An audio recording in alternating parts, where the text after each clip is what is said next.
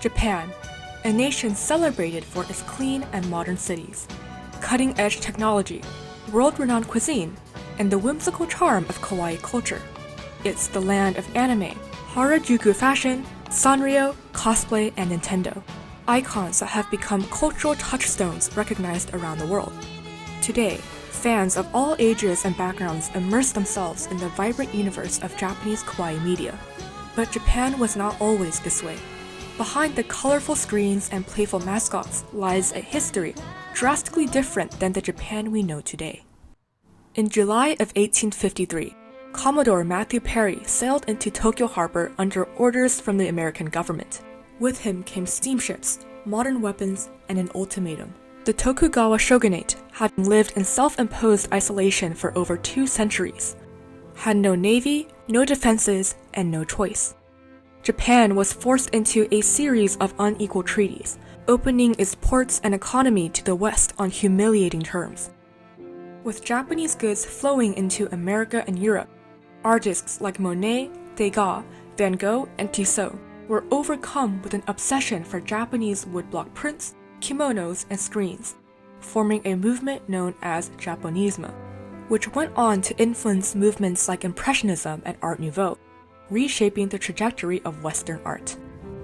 Back in Japan, the seeds of a different transformation were being sown. In 1868, the Meiji Restoration overthrew the Tokugawa shogunate and restored imperial rule under Emperor Meiji.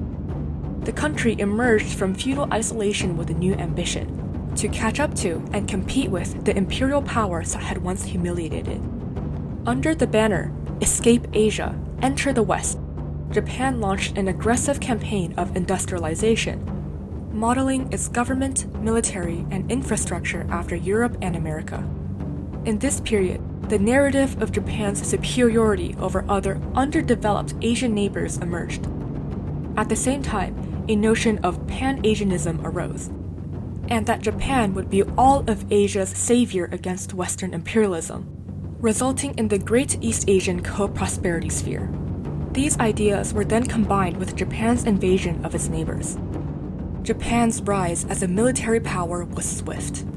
Victory in the First Sino-Japanese War earned Taiwan. Success in the Russo-Japanese War shocked the world and validated Japan's imperial ambitions. By 1910, Korea was annexed and colonized. In 1931, Japan invaded Manchuria and created the puppet state of Manchukuo, setting the stage for the Second Sino-Japanese War. Japan's military was far more advanced than China's. Japan invaded and occupied many major Chinese cities, including Nanjing, where the Nanjing Massacre occurred. As many as 300,000 women, men, and children were brutally killed. During World War II, Japan joined the Axis powers alongside Nazi Germany and Fascist Italy. Imperial Japan was brutal and committed no small number of wartime atrocities, including human experiments on war prisoners and Chinese civilians of up to 12,000 people in Unit 731, and the exploitation of hundreds of thousands of comfort women, young girls from Korea, China, the Philippines, and other occupied territories forced into sexual slavery. At home, the government seized control of media and animation to bolster its militarist agenda. In 1939, Japan introduced a new law modeled after Nazi Germany's film apparatus, imposing strict oversight over creative expression. A census of all people working in cinema was put in place, and scripts were checked to avoid government criticism, foreign behavior, and foreign words. Instead, topics like the emperor's divinity, traditional Japanese culture, self-sacrifice, and industrialization were encouraged. The Japanese Navy released the first ever feature-length anime film, a propaganda piece called Momotaro's Divine Sea Warriors in 1945. The movie features heavily nationalistic themes, including jungle primitives being impressed with the civilized Japanese. In the film, Japanese soldiers educate their primitives on the Japanese language. The cast is almost entirely made up of cute anthropomorphic animals, making it attractive for young audiences while reinforcing state ideology. But all of this came crashing down in August of 1945. The nuclear bombings of Hiroshima and Nagasaki left Japan devastated. Japan had been brutally defeated. Japanese infrastructure and economy were in shambles, and millions were left homeless. In the eyes of the world, Japan began to shift from aggressor to victim. Many Japanese military officials were able to escape heavy scrutiny. The leaders of Unit 731, for example, were granted immunity in exchange for data from their inhumane experiments. As a result, Japan has long struggled to confront its wartime past, choosing silence over acknowledgement. Immediately, the American government began its occupation of Japan and began the rebuilding effort. The previous 1939 law on cinema and media was repealed in favor of spreading democratic and pacifist ideals. Japan's armed forces were demobilized alongside nationalist organizations. A new constitution was put into place, which bars Japan from establishing military forces and stripped the emperor of his divine status. These reforms marked the beginning of Japan's transformation from a militant empire to a pacifist, democratic, and cooperative member of the international community. Japan's attitude towards cultural exports in the years immediately after World War II turned dramatically introverted. The Japanese government didn't have anything to do with the successful dissemination of Japanese popular culture outside of Japan, and sometimes it went even against it. In the post-war, actually popular culture was not something to be proud of in the eyes of the government because it's something like childish and silly. Plus, they didn't think it has any kind of economic benefit. So until, I would say, the 90s, the government did very little to encourage the export of Japanese popular culture, especially to Asia. In the case of Asia, there were fears that the export of popular culture might trigger old grievances from the time of the war, for example, from Korea, South Korea, from China, from some countries in Southeast Asia. At the same time, many Japanese people felt that they had lost their national identity when Americans began occupying Japan. However, with a heavy Western presence once again established in Japan, there was a major influx of American goods and media, which were quickly indigenized.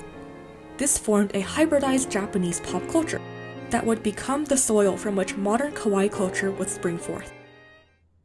As Japan redefined itself through peace and pacifism, a new figure emerged to symbolize this cultural shift: the shoujo. A keystone figure in the world of Kawaii is the shoujo, a young woman between school age and marriage.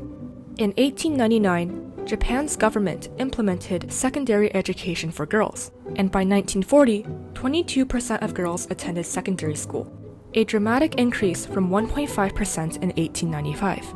School gave the shoujo an unexpected degree of freedom. For most young girls in pre-war Japan, they would finish basic education, get married, move in with their husband's family, and be judged based on their ability to bear children. However, going to school gave young women a bit of breathing room between childhood and marriage, forming a strong culture of girlhood. To be a shoujo meant to be free. As more opportunities became available to women, the shoujo became a symbol of imminent possibilities, not yet burdened by work and marriage expectations, making the shoujo a nostalgic figure, representing a stage of freedom that many adult women wished to return to. In the decades after World War II, young women had more disposable income, and thus became a major consumer base with more spending power than ever. Shoujo culture during the 70s and 80s also became a form of rebellion, from which Kawaii culture as we know it today finds its origins. The iconic shoujo has been reproduced countless times in Japanese media, from magazines to manga, but the many definitions of the shoujo cannot escape sexualization. The shoujo is an emblem of naivete, and with the popularity of lolicon, or Lolita complex, in Japan, the shoujo is seen as passive, a total object. The shoujo is all at once a trendsetter, a heroine, an object of desire and domination, and a source of nostalgia. The shoujo is a central figure in Kawaii culture. Kawaii is often translated to English to mean cute, but this simple word belies layers of nuance. The term is derived from an archaic word, kawa hayushi, a compound of face, kao, and flushed hayushi, suggesting a meaning that one's face has turned red from embarrassment or excitement. Further evolutions of this term carry connotations of weakness and vulnerability, the very opposite of Japan's image during World War II. The kanji for this term is composed of the Chinese characters 可爱, which literally means able to love, adding a dimension of lovable to the meaning of kawaii.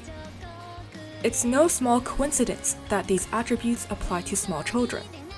Children are the most vulnerable of our population and incite an impulse in people, especially women, to provide care and protection. In 1943, Konrad Lorenz coined the term baby schema, a set of infantile characteristics shared amongst human and animal babies that elicits caretaking behavior and feelings of affinity. It includes a large head, a high and protruding forehead, large eyes, chubby cheeks, a small nose and mouth, and a stubby and plump body shape.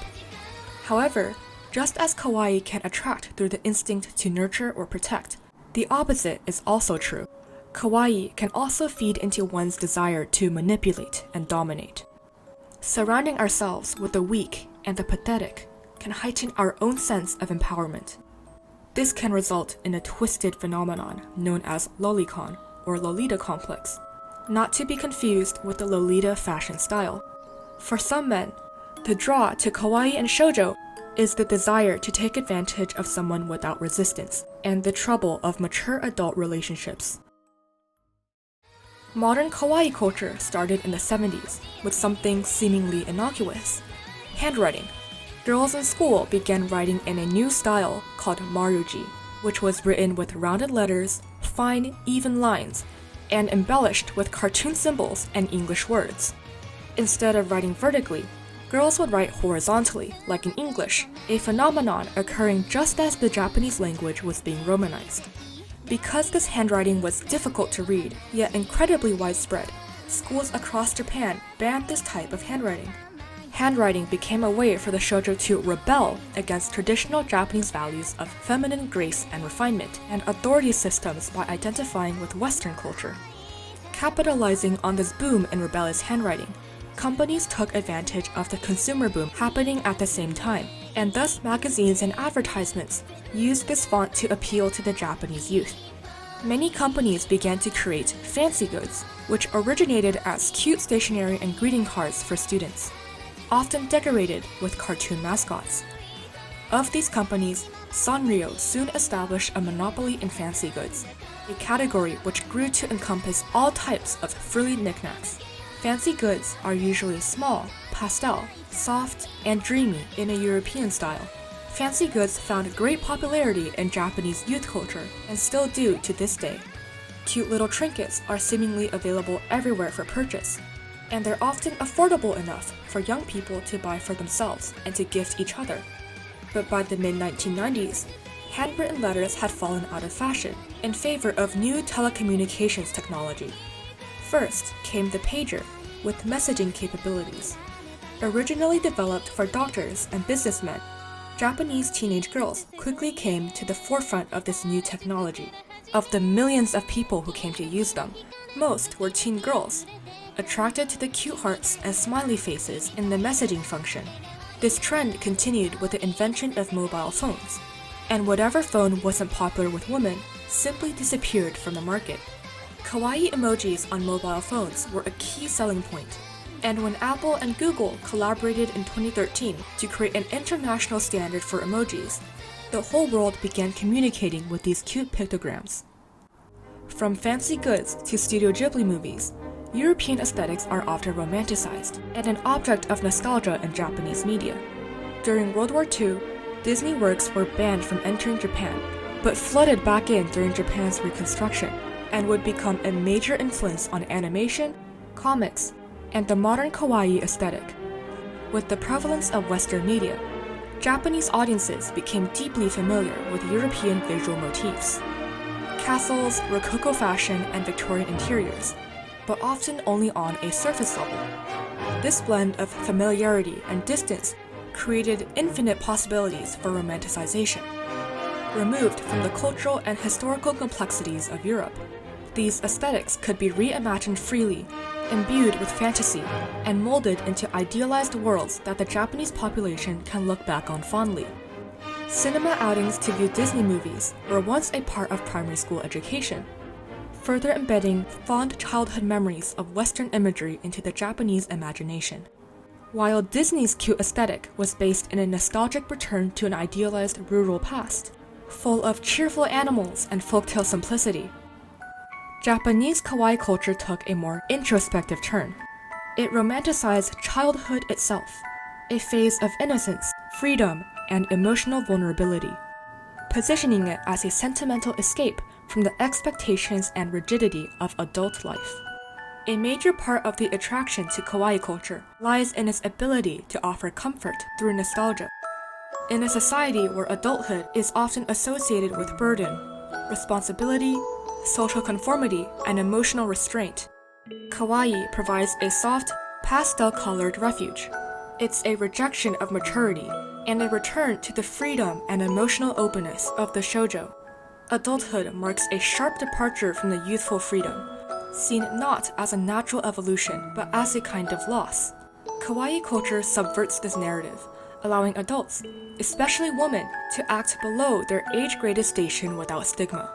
Through cute fashion, accessories, and media, they can re-enter the world of girlhood without fully abandoning their adult lives. This dynamic has been described through the concept of happiness pointers, small objects that spark joy or emotional relief in everyday life. Whether it's a keychain of a cartoon character, a pink phone case, or a frilly blouse, these items are gentle acts of rebellion against rigid expectations. A pillar of the success of kawaii culture around the world is the characteristic of mukokuseki, meaning without nationality, which can be achieved through a combination of elements from different origins, or through the elimination of any cultural particularities, resulting in a lack of cultural odor that makes kawaii culture more accessible to foreigners.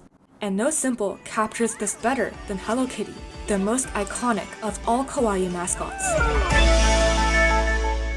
Hello Kitty has become a global icon of play, humor, and girl culture. Her instantly recognizable image has played a powerful role in transforming Japan's international identity, from a former military power to a beacon of cute and cool. God, look how cute everything is. And yet, there's almost nothing inherently Japanese about Hello Kitty. Her parent company, Sanrio, takes its name not from Japanese, but from two Spanish words, San, meaning saint, as in San Diego, and Rio, meaning river. In the official Sanrio universe, Hello Kitty's full name is Kitty White, and she's not Japanese. She's a British girl living in London. For global audiences, buying Hello Kitty isn't about embracing Japanese tradition or lifestyle.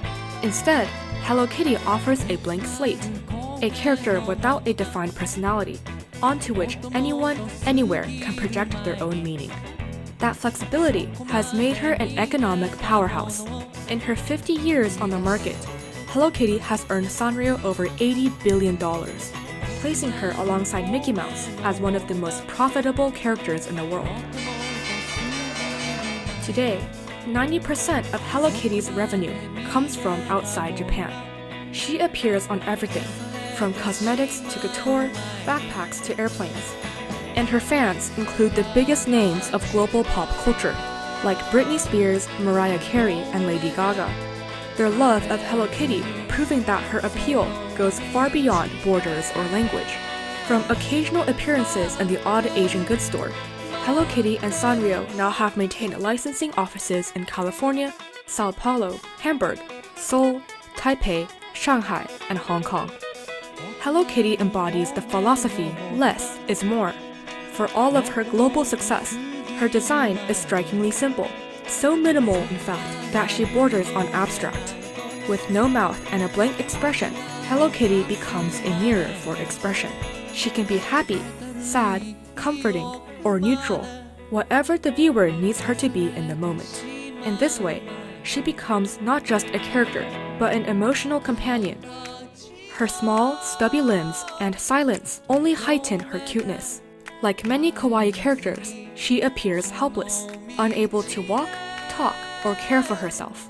This deliberate vulnerability invites care and affection from consumers, nurturing a powerful emotional bond. Hello Kitty's visual identity is very minimalistic. Clean lines, simple shapes, and limited color. She doesn't even need to appear in full. Just her bow is enough to be instantly recognizable.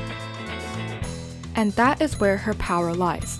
This iconic simplicity makes Hello Kitty a licensing titan. Her image is stamped on virtually every product imaginable, to children's toys and pencils, to tampons and kitchen appliances. As a result, Hello Kitty is not just a brand, but a lifelong companion. Children encounter her on pacifiers and school supplies. As they grow older, they find her again, this time on makeup, rice cookers, and adult fashion. Eventually, they may pass her down to their own children, and the cycle begins anew. And throughout all of this, Hello Kitty doesn't age. She forever remains a symbol of eternal childhood, a perpetual shoujo. Through this ever-present loop of consumption and nostalgia, Hello Kitty becomes more than just cute. She becomes timeless. Hello Kitty is what's known in Japan as a character, a transliteration of the English word character.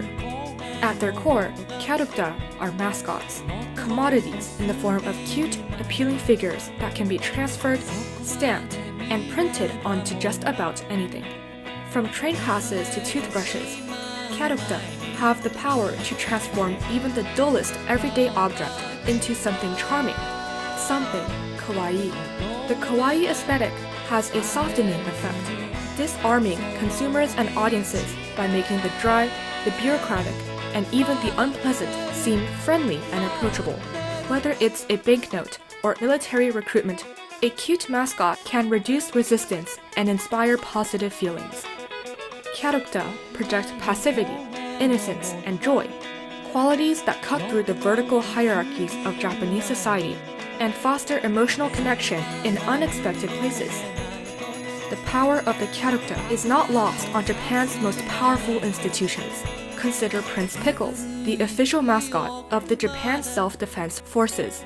Clad in a green uniform with wide beaming eyes, Prince Pickles has been deployed as the face of Japan's military.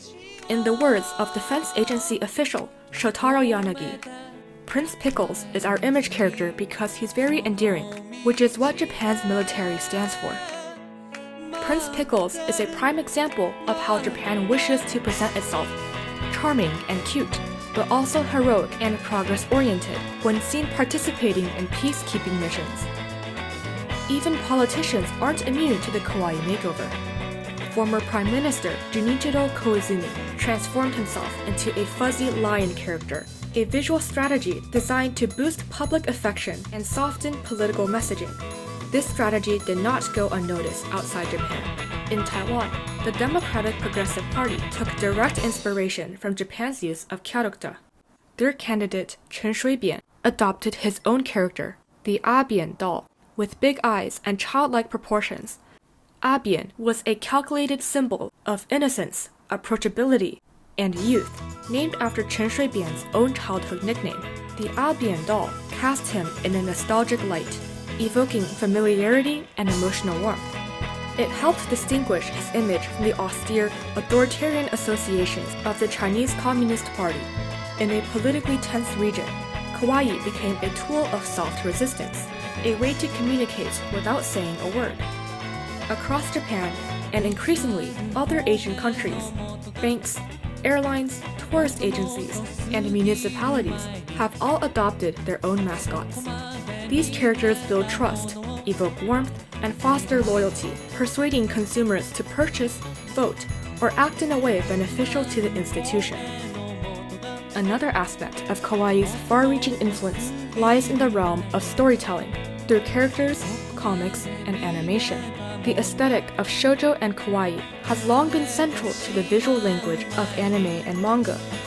As early as the 1910s, illustrators like Yumeji Takahisa broke from traditional portrayals of Japanese women. He drew inspiration from Western styles, long lashes, expressive eyes, and delicate features. These early drawings planted the seeds of emotional storytelling through image. A decade later, Junichi Nakahara pushed the visual language further, enlarging the eyes and deepening their gaze with added highlights. Though his work fell out of fashion during World War II, it would later help define the modern kawaii aesthetic. But no artist shaped kawaii character design more than Runen Naito. with his short-faced, wide-eyed girls and simplified, detail-reduced lines. Naito gave Kawaii its iconic proportions. His designs, including the famous Rune Panda, appeared on stationery, mirrors, and everyday items, pioneering the fancy goods industry, turning the mundane into objects of affection. By the 1950s, these visual traditions converged into a new genre, shoujo manga created for and about young girls. Their exaggerated eyes, fluttering emotions, and pastel worlds became a blueprint for kawaii expression in print, and eventually on screen. During the rebuilding of Japan after World War II, many animated films included Western motifs and were aimed to instill a sense of faith in reconstruction through cooperation with the West. One early example from 1946, Maho no Pen, tells the story of a war orphan who finds a magical Western doll amongst the ruins. Speaking English, Thank you, Mr. the doll grants him a magic pen that rebuilds the town, a dream of national recovery through Western cooperation. But the real boom came in the 60s with Osamu Tezuka, known as the god of manga. Tezuka was greatly inspired by Disney animation and is at times referred to as the Walt Disney of Japan. But Tezuka's work pushed beyond the Disney style of cute. He further enlarged foreheads and eyes, made cheeks bulge and bodies rounder, a style that mirrored the baby schema theorized by Konrad Lorenz. His most iconic creations, Princess Knight, Kimba the White Lion, and of course, Astro Boy, cemented the foundation of modern Japanese animation. Anime reached America in the 1960s, with Astro Boy debuting on American TV in 1963. Over the decades, shows like Speed Racer and Robotech introduced American children to anime, though often unknowingly. In those early years, American editors stripped anime of its Japanese context, changing character names, storylines, and visuals. Even Pokemon would later swap rice balls for sandwiches. Anime characters almost never looked distinctly Japanese. Characters could have almost any eye or hair color, omitting any obvious sign of Japanese cultural odor. This denationalization of anime concealed its roots, but fans eventually took notice. By the 1990s, the search for authenticity began. Fan subtitled VHS tapes circulated underground. Fan clubs and conventions grew, and companies like Viz Media began bridging the East-West gap. When Studio Ghibli partnered with Disney in 1996, a new era of distribution began. By 2022, anime films grossed $85 million at the US box offices, compared to just $5 million in 2005. Japanese comics would be hugely influential across Asia. While anime quietly spread in the West, its impact across Asia was far louder. In China, Korea, and Taiwan, Japanese pop culture was once heavily restricted.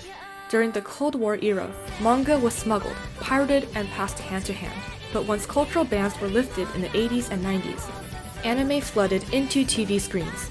In China, Astro Boy aired in 1980, followed by Doraemon, Saint Seiya, and others.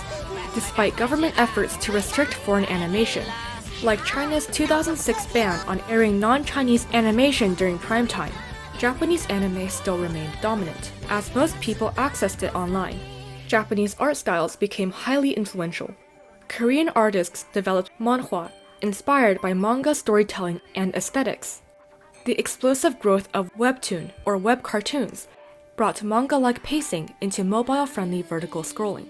Meanwhile, Chinese donghua, animation created in China, began to emulate the visuals and emotional beats of Japanese anime. Japan's influence is also visible in the rise of Chinese anime-style games. Take the game Genshin Impact, for example. With spiky-haired heroes, oversized swords, and anime-style character design, it looks like something straight out of Japan. Made by Shanghai-based MiHoYo, the game has become a global phenomenon, earning $2 billion in its first year and amassing over 225 million downloads, performing better than Japanese games of the same genre. Ironically, most of that success came from outside China, including Japan. Genshin's creators proudly refer to themselves as otaku, a Japanese word for fans deeply immersed in pop culture. The game borrows heavily from Japanese RPGs like The Legend of Zelda, Breath of the Wild, and uses the gacha system, named after Japanese capsule toys, to drive its massive revenue. Games like Honkai Star Rail and Wuthering Waves have followed Genshin's footsteps, proving that anime-style aesthetics, first exported by Japan, now form the visual and emotional DNA of a pan-Asian gaming industry. The kawaii aesthetic didn't stop at the screen.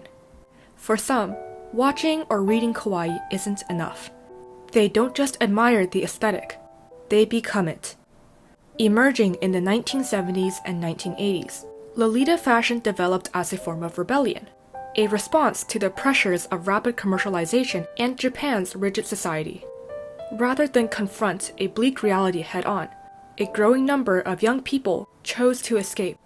They retreated into a fantasy world of lace, tulle, petticoats, and bows, rejecting the adult world entirely. Though it appears hyper-feminine on the surface, Lolita fashion is anything but submissive. The acceptable for an adult woman is you're either a mom or you're an office worker, and Lolita is neither. It's very expensive. You are focused on the self rather than on serving others. The mostly adult women who wear it aren't dressing for male attention or mainstream validation. They're transforming themselves into living embodiments of kawaii, extending the spirit of the shoujo well into adulthood. The male gaze cute is sort of subservient and passive, and Lolita is neither. It's very active, it's very assertive. In a society where traditional femininity is tied to discipline, responsibility, and quiet self-sacrifice, Lolita fashion dares to be selfish, immature, and visibly non-conforming. As a woman, you're supposed to not take up that much space and not overshadow men. And Lolita, like, you're taking up a lot of space. You are the center of attention. It's too much, right? It's over the top. It's when you're an adult woman, you're supposed to be cute, but you're not supposed to be assertively cute. You're not supposed to be assertive at all. The aesthetic of Lolita fashion is vaguely European, drawing from children's fashion of the Rococo and Victorian periods, tying back to the nostalgia that many Japanese people feel for romanticized European aesthetics. A lot of the women that I interviewed, they did not have good childhoods. So they can imagine the kind of childhood they wish they'd have had through this foreign culture that is real, but not so real that it's just real enough that they can imagine it as nostalgia, only with good associations. Over the years, Lolita fashion has evolved into an international symbol of Japanese kawaii culture. Communities have sprung up across Europe, North America, and especially China. The epicenter of Lolita has kind of shifted to China, actually. In China is facing now a lot of the same pressures that Japan did in the 80s. There's a lot of pressure on women. There's still a lot of expectations placed on women about what roles they're allowed to play. A lot of academic pressure, and Lolita is a nice escape. In the United States, there is there's a focus with authenticity. In the United States, it's like, oh, we have to do it like it is in Japan. China, there's a little bit more room to experiment. It's more about making the aesthetic fit you rather than making yourself fit the aesthetic. In a similar vein of rebellion through fashion, the style of gyaru emerged at a similar time as Lolita. Gyaru, a Japanese transliteration of the English word gal, confidently embraces hyper-adulthood, glamour, self-expression, and sexuality, in contrast to the childhood fantasy and fairy tale femininity of Lolita. Instead of becoming a kawaii object, gyaru recontextualizes it, donning Hello Kitty in a way that makes kawaii an overt symbol of deviant girl culture. Through tan skin, dramatic makeup, big bleached hair, and flashy clothing, gyaru goes against the grain of Japanese beauty standards, which prioritize pale skin, dark hair, natural makeup, and demure behavior. Lolita and gyaru both arose as reactions to the pressures placed on young women in Japan, but they responded in opposite ways. Lolita says, "I refuse to grow up." Gyaru says, "I'll grow up, but on my own terms." But kawaii culture isn't limited to fringe fashion movements. It thrives at the very heart of Japan's mainstream entertainment. The Japanese idol industry is one of the most potent carriers of kawaii in Japanese pop culture. Idols are young, popular singer-entertainers trained in singing, dancing, and performing. Yet, their success isn't rooted in perfection, but in relatability. Japanese idols are crafted to feel accessible, approachable girls next door who shine not because they're flawless, but because they seem just within reach. Their charm is made tangible through small venues, fan meet and greets, and live appearances, where fans can interact with their idols directly. The idol era officially began in 1971 with the debut of teen idol Minami Saori. Her hit song, 17, and carefully curated image marked the beginning of a new media strategy, in which idols appeared not only in music, but also in magazines, TV, and merchandise. Wherever Minami went, fans followed. However, it wasn't until the 1980s that we saw the golden age of idols. The era had a surge of young talent, none more iconic than Matsuda Seiko. Seiko wasn't glamorous in the way Western stars were. She was flat-chested, bow-legged, and unpolished. But it was exactly this imperfection, paired with her bashful demeanor and childish clothing, that made her lovable. She embodied buriko, a term used to describe exaggerated kawaii behavior, shy smiles, an innocent demeanor, and demure gestures. Seiko became a national obsession. She released 24 consecutive #1 hits and transformed into a true image commodity. Her face appeared alongside everything, from snack packaging to electronics. She wasn't just a singer, she was the product. But at the end of the 1980s, the popularity of idol culture grew stale, resulting in the idol ice age. The public grew weary of the artificiality and various scandals that dimmed the industry's glow. Then came the economic crash of the early 1990s, Japan's lost decade. Unemployment surged, and career prospects for young people dried up. And amid economic stagnation, a cultural shift occurred. The public sought comfort, nostalgia, and emotional escape once again. Kawaii made a triumphant return, and idols came back with a vengeance. In a bleak time in Japanese society, people looked for happiness in the form of kawaii, and many found that idols fit the bill perfectly. At this time, J-pop, or Japanese popular music, began using a more global sound, and was played alongside foreign music on Japanese radio. Singers like Utada Hikaru, who spoke perfect English, often incorporated English lyrics and foreign styles to great success.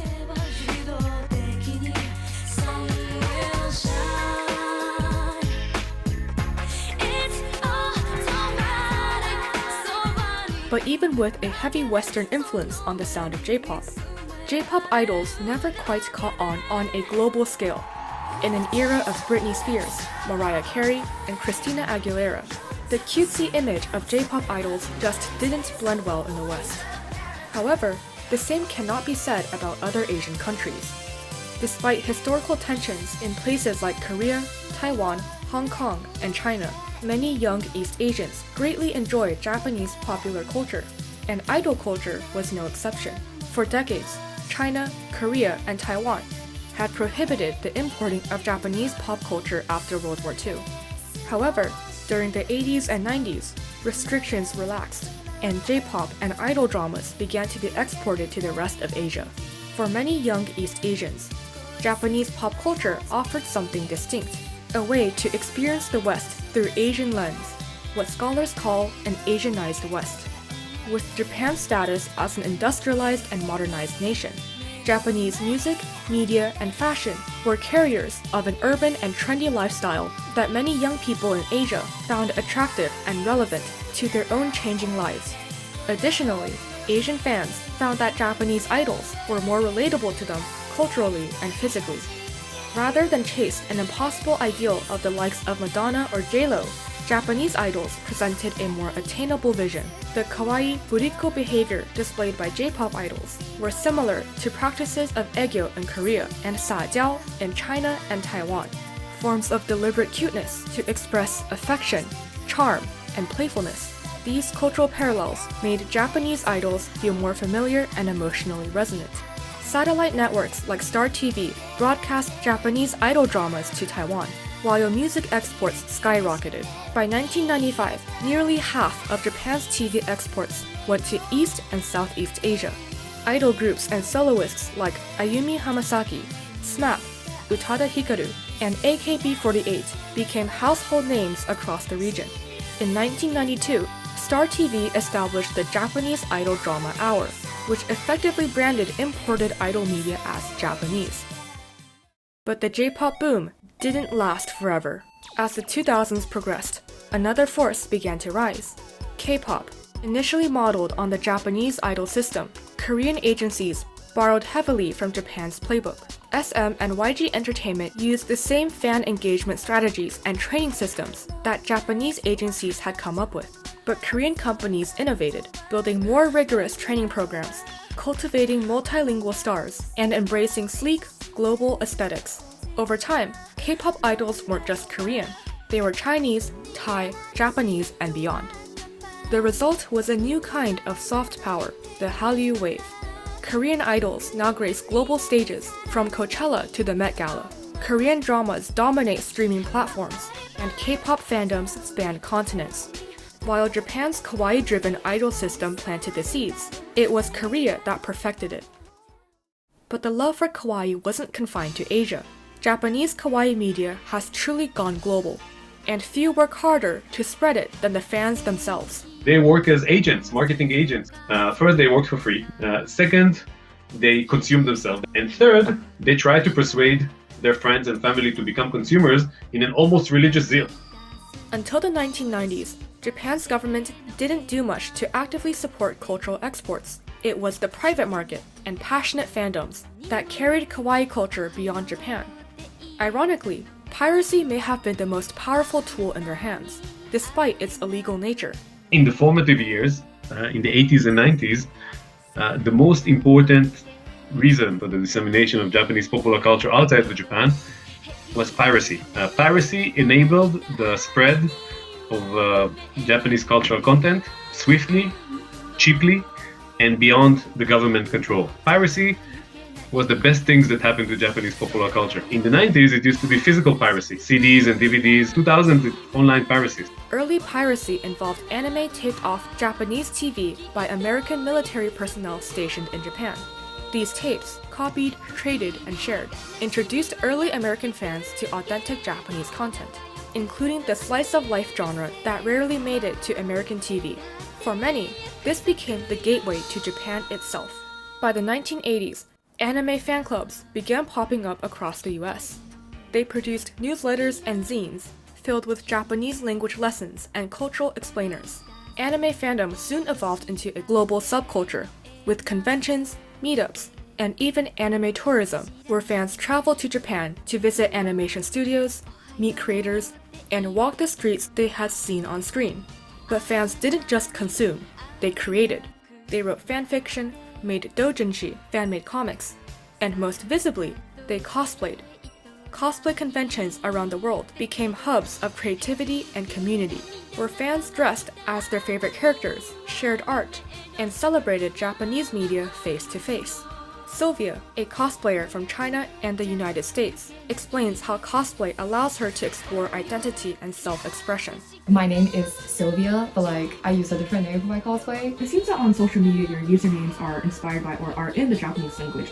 Is there a particular reason why you chose that? Cosplay is origin in Japan, and because I am living in the US and I know that my stuff is not only viewed by Chinese people and also a lot of people from different countries. I want to make my ID as diverse as possible. I name my ID in kanji and then use the Japanese spelling so people can say it in both Chinese, Japanese, and English. I think I first got into cosplay around 2019, and then I just started doing wigs and makeup, and I feel like this is really fun. I got to be another person and use this as another way to creative. I am pretty inspired by this kind of Japanese and the culture in general. I want to explore and experience more. This is definitely a way that I can express myself different from what I wear daily. Provide me this opportunity to be another person and then discover another part of myself. I aim to recreate how would the character look like in real life. I really wish that my cosplay can bring that character to this dimension. I got to know a lot of interesting people who are really talented. Totally open another kind of world for me.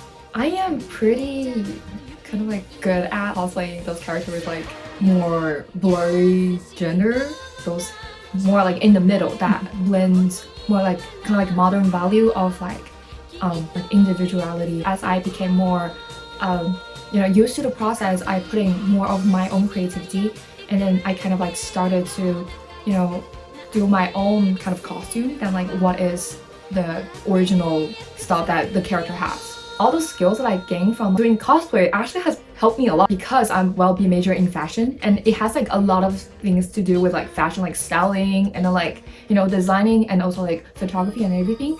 In US, I definitely feel it's like more, free to do this kind of stuff. In China, we do have like a group of people who love to do this, but it is not as accepted in the larger society. It is pretty common on like social media to also news that like how people are not accepted to wear Japanese related like costume or anything, or like see cosplay as like a not accepted way of self-expression from the generation perspective. Like older people is definitely not like as accept of those kind of media as like young people do. The internet revolutionized fandom and kawaii culture along with it. Internet spaces made it easier than ever to pirate, translate, and distribute manga and anime. Internet-born trends like shoujo girl fashion, inspired by the clothing in shoujo manga, and nostalgic aesthetics like Jumino-core or Heisei retro brought 1990s and 2000s icons like Sanrio, Pokemon, Tamagotchi, and blind box toys back into the spotlight. Among these, Sunny Angels and Smiskies have become global sensations. With blank expressions and tiny, childlike bodies, they draw from the same design logic as Hello Kitty and other kawaii mascots. Originally created in the 2000s to ease the stress of young Japanese women, and in the 2020s, they are still performing the same function around the world. These figures are now viral on platforms like TikTok. China has joined the trend too. Retailers like Miniso and Pop Mart now flood the market with kawaii figurines, Japanese or otherwise. Like in the 1990s, young people continue to turn to small, cute objects for comfort. Life can get complicated, and finding joy in these small items can seem an easy fix to the problems of young people's lives. In 2018, Sunny Angels rebranded their slogan to be, "He may bring you more happiness." Money can't buy you happiness, but it can buy you a Sunny Angel, a Smiski, a Labubu, or a Skull Panda. But their impact pales in comparison to the Pokemon franchise. In the past few years, Pokemon has exploded in popularity once more. Since its debut, Pokemon has become the highest-grossing media franchise, earning over $150 billion across games, shows, trading cards, and merchandise, surpassing the likes of Disney. The 2016 release of Pokemon Go brought Kawaii into augmented reality, with players across the globe chasing digital creatures in real-world spaces. And in recent years, Pokemon trading cards have re-entered the cultural zeitgeist, with people ransacking stores for the chance to get a valuable card. Over time, what scholars once called Japan's culturally odorless exports have become something else entirely, a cultural fragrance. Nowhere is this clearer than in San Francisco's Japantown, one of the only 4 Japantowns in America. It captures the essence of Japan, as perceived by Americans. Its avenues are lined with manga shops, anime merchandise, cute trinkets, and Japanese cuisine, a place far removed from the militant history of Imperial Japan. So I'm just going out with my friends because we had a day off. I'm here today because we're actually on a trip with our friend, Ellie. They're all the way from Detroit, Michigan, and we're just showing them around San Francisco. This is one of the places we had to bring them. When I think of Japanese culture, I think of politeness and harmony and peace and nature. Politeness, neatness, and animation. They have a long history with technology. Definitely I know it's gonna sound boring, like anime and stuff like that, and like the food culture. When I think of Japanese culture, okay, like honestly, probably like anime, probably the shrines, like the food, serene, colorful, and interesting. Industrious, meticulous. As a traditional, illogical, anime. Their cuisine, polite, clean, and cool. Kawaii makes me think of Hello Kitty and ribbons and bows. Cute. Honestly, that just first thing that comes to my mind. Then after that, it comes more like Hello Kitty and Sanrio. Me and my family really enjoy that kind of stuff. Like I personally love Karopi, and then my partner loves My Melody and Kuromi and all that fun stuff. Yeah, I enjoy Japanese culture. That's like since I was a child, I watch a lot of animation and play a lot of video games that was made in Japan. Cute, I guess, is the first thing that comes to mind. Then certain brands of car culture, and then I guess anime. Kawaii. I think of like pastel colors and like cute plushies and stuff like that. I usually think of like little cute characters, like chibi, stuff like that. Personally, I think I do enjoy kawaii culture. So, pretty cute. But despite the positive impression Japan has left as a whole in America, the story is different in Asia. Despite the massive popularity of Japanese media in Asia, Korea and China in particular have a tense relationship with Japan due to unaddressed historical grievances, which are kept alive in the minds of Chinese and Korean youth. Koreans regularly boycott Japanese goods, like the 2021 backlash against Uniqlo. Many Chinese and Korean youth differentiate between Japanese media and the Japanese government, criticizing the latter while still embracing anime, J-fashion, and pop culture. The Japanese government is trying to change that. For most of kawaii culture's history, the government played a minimal role in its spread. It was organic, driven by artists, companies, and above all, fans. But in the 1990s and 2000s, that began to change. Local fans are actually the driving engine behind the dissemination of Japanese popular culture, and this was a huge success in the 90s and 2000s. The government figured that to get to beat them, join them. The Japanese government started to join in. First, it was at the end of the 80s and early 90s as a form of cultural diplomacy. As Japan faced a shifting geopolitical landscape and limited military capacity under its post-war constitution, it turned to a different kind of influence, soft power. Coined by political scientist Joseph Nye, soft power is the ability to shape what other countries want, not through force, but through attraction. And few things were more attractive than Japan's pop culture. In 2008, the Ministry of Land, Infrastructure, Transport, and Tourism appointed Hello Kitty as Japan's official tourism ambassador to China and Hong Kong. That same year, Doraemon became Japan's first ever official anime ambassador. By 2009, Kawaii was fully embraced as a diplomatic strategy. The Ministry of Foreign Affairs unveiled the Kawaii Taishi, or cute ambassadors, appointing fashion icons Misako Aoki, Yu Kimura, and Shizuka Fujioka to represent Lolita fashion, Harajuku style, and schoolgirl fashion at global events. Exhibitions like Kawaii Introduction to Japan's Cute Culture at Epcot and Walt Disney World soon followed, along with cultural promotion campaigns across Southeast Asia, the Middle East, and Europe, including animation workshops in Jordan, martial arts exchanges, and food festivals. Even former Prime Minister Shinzo Abe took part in the soft power campaign, donning a Super Mario cosplay during the 2016 Rio Olympics to signal, quite literally, that Japan had entered the global stage through pop culture. As Abe later said, "I borrowed the power of Japan's characters because I wanted to show Japan's soft power." Indeed, forgoing the imperial image of Japan, the Japanese government is branding the nation through younger, cuter images, and branding kawaii culture as explicitly Japanese.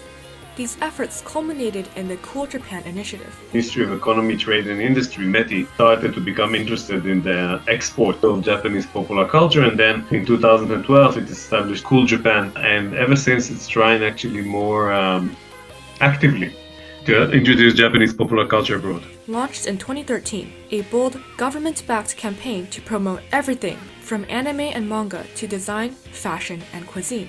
Its goal to achieve global demand for Japanese culture and cultivate the next generation of Japan fans.